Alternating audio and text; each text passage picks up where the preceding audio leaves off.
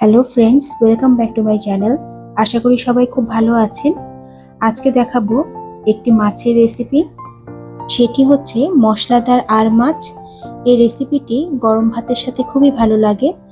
আমার এই recipe follow করে অবশ্যই একবার বাসায় ট্রাই করবেন। সবাই খুবই পছন্দ করে খাবে। আর যারা মাছ খেতে পছন্দ করেন না তারাও খেয়ে খুবই প্রশংসা করবে। তো চলুন দেখে নেওয়া যাক এই রেসিপিটি। এই জন্য আমি একটি আর মাছ নিয়েছি আর মাছটা ভালোভাবে কেটে ধুয়ে একদম জল ঝরিয়ে নিয়েছি। লেজ আর মাথা সহ পুরো মাছটাই আমি রান্না করব। তো প্রথমে আমি মাছটিকে লবণ আর হলুদ দিয়ে বেশ ভালোভাবে মেখে নিচ্ছি, যাতে প্রত্যেকটা মাছের পিসে খুব ভালোভাবে লবণ আর হলুদ মাখা থাকে।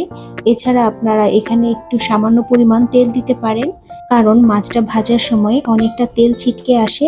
যদি তেল দিয়ে মাখা হয় তাহলে অতটা তেল ছিটকাবে না। ভালোভাবে মেখে নিয়ে আমি 5 থেকে 7 মিনিট ঢেকে রাখবো। মাছে দেওয়ার জন্য আমি একটি মশলা তৈরি করছি।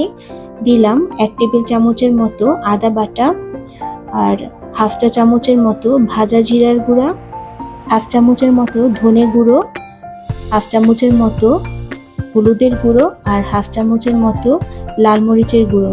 ঝালটা আপনারা নিজেদের মতন করে দিবেন। আর দিচ্ছি সামান্য পরিমাণ চিনি। চিনিটা দিলে টেস্টটা যেমন ভালো আসে, ঠিক তেমনি ঝোলের রঙটাও খুব ভালো হয়। সামান্য পরিমাণ জল দিয়ে সমস্ত মশলাগুলোকে আমি ভালোভাবে মিশিয়ে নিচ্ছি, যেন খুব স্মুথ একটা মশলার পেস্ট হয়। এরপর একটি কড়াইতে প্রায় 1.25 কাপ তেল গরম করে তাতে সামান্য পরিমাণ লবণ দিলাম। এখন এতে আমি মাছগুলো ভেজে নিব। লবণ দেওয়াতে মাছগুলো কড়াইতে লেগে যাবে না, খুব ভালোভাবে ভাজা হবে।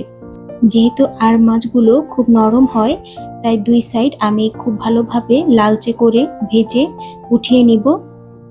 ভিডিওটি ভালো লাগলে অবশ্যই আমার চ্যানেলটিকে সাবস্ক্রাইব করে আমার পাশে থাকবেন, আর পাশে থাকা বেল বাটনটিকে অবশ্যই প্রেস করে দিবেন, যাতে নোটিফিকেশন পাওয়ার সাথে সাথেই ভিডিওটি দেখতে পারেন।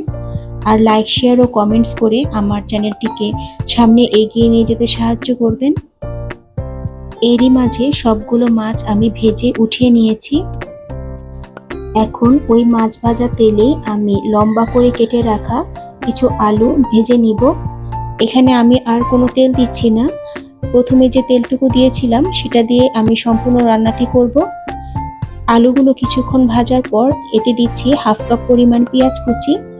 আলু আর পেঁয়াজ খুব ভালোভাবে আমি ভেজে নিব। এক্ষেত্রে আলুটা আগে ভেজে উঠিয়ে নেওয়া যায়, তো আমি আলু আর পেঁয়াজ একসাথে এখানে ভেজে নিচ্ছি।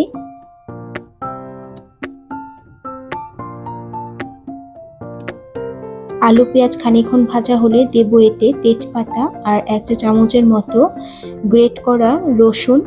আপনারা এখানে রসুন বাটাও দিতে পারেন।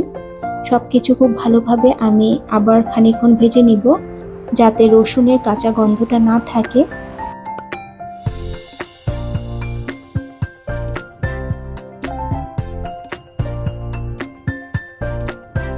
সবকিছু খুব ভালোভাবে ভাজা হলে দিয়ে দিব তৈরি করে রাখা মশলার পেস্টটা।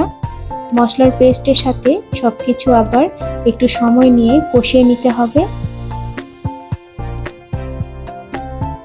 সামান্য পরিমাণ জল দিয়ে মশলাটাকে খুব ভালোভাবে কষিয়ে নেব যতক্ষণ না মশলা থেকে তেল উপরে উঠে আসছে।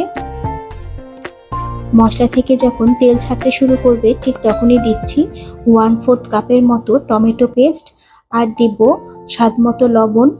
আমি এখানে মাঝারি আকারের একটি টমেটো ভালোভাবে পেস্ট করে দিয়েছি। খুব ভালোভাবে আবারও খানিকক্ষণ আমি সমস্ত মশলা কষিয়ে নিব।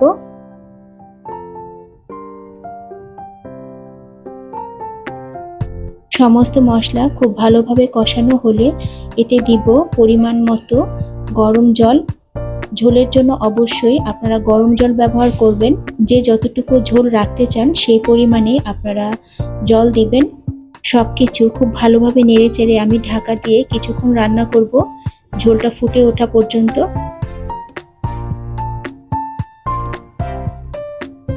ফিরে এলাম প্রায় 5 থেকে 7 মিনিট পর। ঝোলটা যখন এরকম ফুটে উঠবে তখন আমি ভেজে রাখা মাছগুলোকে উপর দিয়ে এভাবে দিয়ে দিব। সমস্ত মাছগুলোকে এভাবে সাজিয়ে দিয়ে আমি ঢেকে প্রায় 5 থেকে 7 মিনিট ঝোলের মধ্যেই ফুটিয়ে নিব।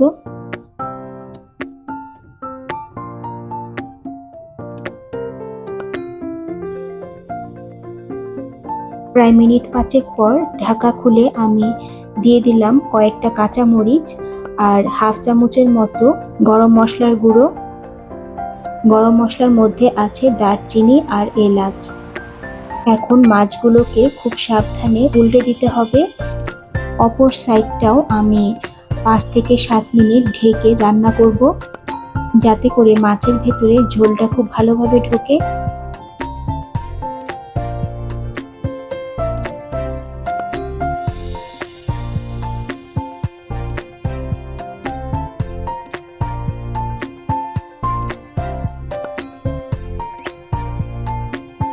মিনিট 5 ঝোলটা জাল দেওয়ার পর আমি আবার ভালোভাবে একটু নাড়িয়ে দিলাম। এখন চুলা বন্ধ করে আমি 5 মিনিট স্ট্যান্ডিং টাইমে রাখবো, এরপর পরিবেশন করব। এই তো হয়ে গেল ভীষণ মজার মশলাদার আর মাছের কারি। অতিথি আপ্যায়নে আপনারা এই রেসিপিটি ট্রাই করতে পারেন। আবার অন্য যে কোনো বড় মাছও আপনারা এইভাবে রান্না করতে পারেন। আজ তবে এখানেই রাখছি, ফিরবো নতুন কোনো ভিডিও নিয়ে। সে পর্যন্ত সবাই খুব ভালো থাকবেন। ধন্যবাদ।